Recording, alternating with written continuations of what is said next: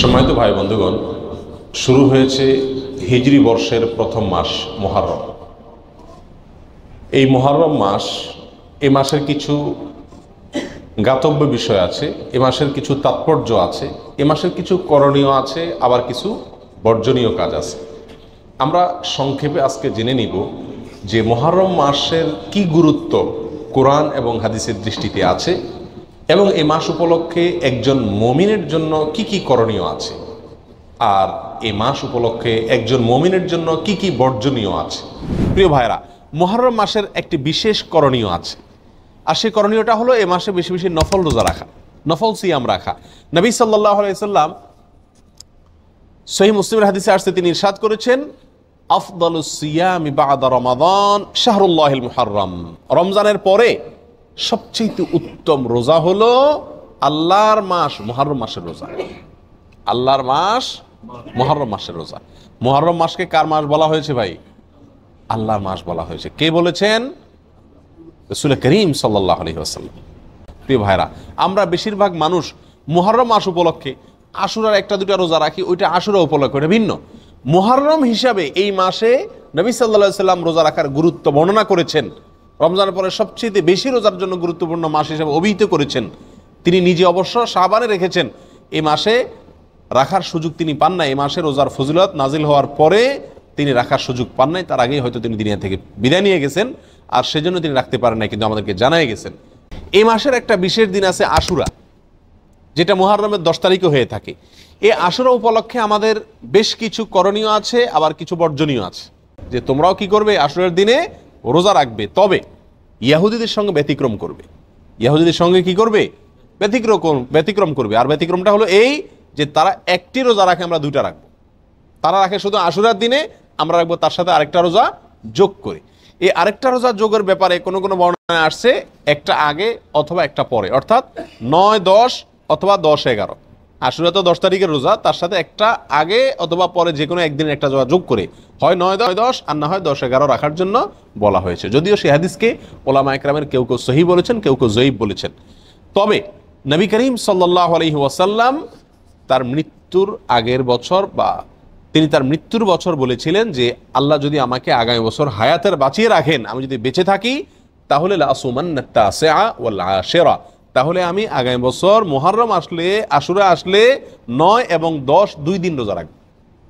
এই হাদিস থেকে বোঝা গেল নবী সাল্লাল্লাহু আলাইহি সাল্লামের আকাঙ্ক্ষা ছিল, তার নিয়ত ছিল, তার ইচ্ছা ছিল আশুরার সাথে আগের দিন রোজা মিলিয়ে রাখা, অর্থাৎ 9, 10, 11 না। এই জন্য ওলামা ইকরাম বলেন সবচেয়ে উত্তম হলো আশুরা উপলক্ষে একজন মুমিনের জন্য 2টা রোজা রাখা।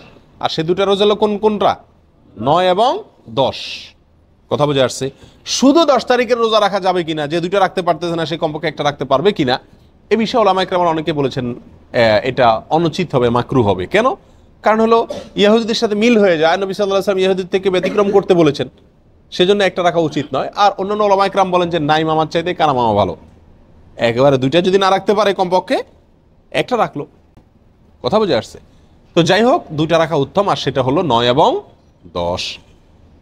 নবী সাল্লাল্লাহু আলাইহি সাল্লাম আশুরার রোজার ফজিলত তালাশের জন্য, এই রোজার ফজিলত অন্বেষণের জন্য যত চেষ্টা করতেন, রমজানের ফরজ রোজার পরে অন্য কোনো নফল রোজার ব্যাপারে, নফল রোজার ফজিলত আহরণ করার ব্যাপারে এত বেশি চেষ্টা তিনি করতেন না বলে হাদিসে প্রমাণিত। এক বর্ণনা আসছে, নবী সাল্লাল্লাহু আলাইহি সাল্লাম বলেছেন, আবু হুরায়রা রাদিয়াল্লাহু তাআলা বর্ণনা করছেন হাদিসটি, যে সাল্লাল্লাহু আলাইহি সাল্লাম ইরশাদ করেছেন, সিয়ামু ইয়াউমি আশুরা আহতাসিবু আলাল্লাহি আন ইউকাফিরা সানাতাল্লাতী ক্বাবলা। আশুরার দিনে যদি কেউ রোজা রাখে, আল্লাহর প্রতি আমার ধারণা হলো আল্লাহ তাআলা তার পিছনের 1 বছরের গুনাহ মাফ করে দিবেন। ছোট ছোট যে অপরাধগুলো হয়ে থাকে এগুলো আল্লাহ তাআলা মাফ করে দিবেন যদি কেউ কি রাখে? আশুরার রোজা রাখে। মুহররমের 10 তারিখে আমরা কি রাখবো? ইনশাআল্লাহ রোজা রাখবো, আর তার সাথে 9 তারিখ মিলিয়ে রাখবো। বাংলাদেশে যারা আছেন তারা বাংলাদেশের আকাশে যেহেতু একদিন পরে চাঁদ দেখা যায়, সৌদি আরবের পরে, আমাদের ভৌগোলিকভাবে আমাদের অবস্থানের কারণে একদিন পরে যেহেতু আমাদের আকাশে চাঁদ দেখা যায়, সেহেতু আমরা এদেশের একদিন পরেই সাধারণত কি রেখে থাকি? আপনার আশুরা রোজা রেখে থাকি। আল্লাহ তাআলা আমাদের সকলকে আমলটা করার তৌফিক দান করেন। প্রিয় ভাইরা, এই ঘটনা থেকে, এই আলোচনা থেকে আমরা জানতে পারলাম আশুরা এটা একটি বিজয়ের দিন। আশুরার দিনটা একটা কিসের দিন? বিজয়ের দিন, একটা মুক্তির দিন। কার মুক্তির দিন? মুসা আলাইহিসসালামের। কার বিজয়ের দিন? মুসা আলাইহিসসালাম এবং বনী ইসরাইলের। আল্লাহর একজন উলুল আজম নবী, একজন সিনিয়র একজন নবী মুসা আলাইহিসসালামের বিজয়ের দিন, তার প্রতি আল্লাহর রহম নাজিলের দিন, মুক্তির দিন, ঠিক কিনা? এবং সেই হিসাবে আমরা বলতে পারি এটা একটি মূলত সুখের দিন। একটি কিসের দিন? সুখের দিন। বিজয়ের দিন হিসাবে কি? সুখের দিন। আর এই জন্য তো শুকরিয়া আদায় করে রোজা রাখতে হয়। কিন্তু আমাদের দেশে শতকরা ৯৯ জন মানুষ আশুরা বলতে জানে এটা হলো শোকের দিন, সুখের উল্টা শোকের দিন, ঠিক না ভাই? ঠিক। আমাদের দেশে মানুষ জানে আশুরা মানে কারবালার দিন। আশুরা মানে কিসের দিন ভাই? কারবালার দিন। আশুরা আসলে মানুষ জানে যে এই দিনে কারবালা একটা নির্মম হত্যাকাণ্ডের ঘটনা ঘটেছিল, এটা মানুষ জানে। কিন্তু এর পিছনের যে ইতিহাস, এর যে আরো গোড়ার ইতিহাস, এর যে মূল এবং আসল ইতিহাস, মুসা আলাইহিসসালামের বিজয়ের ঘটনা, সেটা আমাদের দেশে মানুষ কি করে না? জানে না। প্রিয় ভাইরা, এই দিনটিতে বিজয় হয়েছিল মুসা আলাইহিসসালামের, সেটি হলো এই দিনের মূল ঘটনা, আসল ঘটনা। আর সেই ঘটনাকে কেন্দ্র করেই নবী সাল্লাল্লাহু আলাইহি ওয়াসাল্লাম রোজা রাখতে আমাদেরকে কি করেছেন? নির্দেশ করেছেন। সেটা আমাদের জন্য পালনীয়। কিন্তু একই দিনে ঘটনাচক্রে আরেকটি দুর্ঘটনাও ঘটে গিয়েছিল। একটি নির্মম, পৃথিবীর ইতিহাসের নির্মমতম হত্যাকাণ্ড ঘটে গিয়েছিল। নবী সাল্লাল্লাহু আলাইহি ওয়াসাল্লামের অত্যন্ত প্রিয় দৌহিত্র হোসেন রাদিয়াল্লাহু তাআলা আনহুকে অত্যন্ত নির্মমভাবে হত্যা করা হয়েছিল কারবালায়।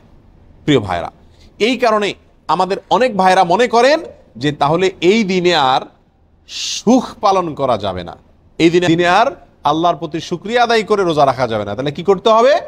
শোক পালন করতে হবে। প্রিয় ভাইরা, এখন আমরা এই দিনে কি আসলে, যেহেতু দুইটা ঘটনায় ঘটছে, কোনটাকে আমরা বড় করে দেখব? মুসা আলাইহিস সালামের বিজয়কে বড় করে দেখব, নাকি হোসেন রাদিয়াল্লাহু তাআলা আনহুর মৃত্যুকে, শাহাদাতকে, শোকের দিনটাকে, শোকটাকে বড় করে দেখব? কোনটাকে বড় করে দেখব? মুসা আলাইহিস সালামের বিজয়টাকে বড় করে দেখব। কেন? দুই কারণ। নাম্বার এক, মুসা আলাইহিস সালামের বিজয়ের খবর দিয়ে গেছেন মুহাম্মদ সাল্লাল্লাহু আলাইহি ওয়াসাল্লাম, এবং তিনি ওই বিজয় পালন করা, রোজা রেখে, রোজা রাখার মাধ্যমে সেই বিজয় পালন করার জন্য আমাদেরকে শিক্ষা দিয়ে গেছেন, ঠিক না ভাই? ঠিক। শুকরিয়া আদায় করার জন্য রোজা রাখার আদর্শ তিনি রেখে গেছেন। তার আদর্শ পরিবর্তন হওয়ার কোনো সুযোগ আছে? অতএব এই দিনে আমাদের যে ভুল একটি কালচার আমাদের সমাজে প্রচলিত আছে, সেটা হলো এই দিন উপলক্ষে আমাদের সমাজে সবচেয়ে বড় ভুল, এই দিন উপলক্ষে সবচেয়ে বড় ভুল হলো যে এই দিনটাকে আমরা মনে করি কারবালার দিন। এই দিনটার আসল ইতিহাসটাকে আমরা জানি না। প্রিয় ভাইরা, এর পিছনে আমাদের মিডিয়ার বিশাল বড় ভূমিকা। আমাদের দেশে যে সমস্ত মিডিয়া আছে, সেটা প্রিন্ট মিডিয়া হোক আর ইলেকট্রনিক মিডিয়া হোক, এই সব মিডিয়াগুলো সব সময় দেখবেন সুন্নাহকে কখনো এরা প্রচার করে না, সবসময় বেদাতকে ফলাও করে এবং প্রচার করে, সুন্নাহকে দমিয়ে রাখার চেষ্টা করে মিডিয়াগুলো। যেমন এই আশুরাকে কেন্দ্র করে আপনারা দেখবেন ঢাকা শহরের পুরান ঢাকায় মিরপুরে দুই একটা জায়গাতে 200, 150, 100 ছোট ছোট বাচ্চা পোলাপান, এরা তাজিয়া মিছিল মানে শোক মিছিল বের করে, কারবালার ঘটনাকে স্মরণ করে আশুরার দিনে শোক মিছিল বের করে। ওই মিছিলের ঘটনাকে, ওই মিছিলকে আপনার সারাদিন টেলিভিশন, রেডিও, পত্রপত্রিকায় ফলাও করে প্রকাশ করে, এবং ওই দিনের সংবাদের অন্যতম শিরোনাম থাকে সমস্ত মিডিয়াগুলোতে, আজ পবিত্র আশুরা।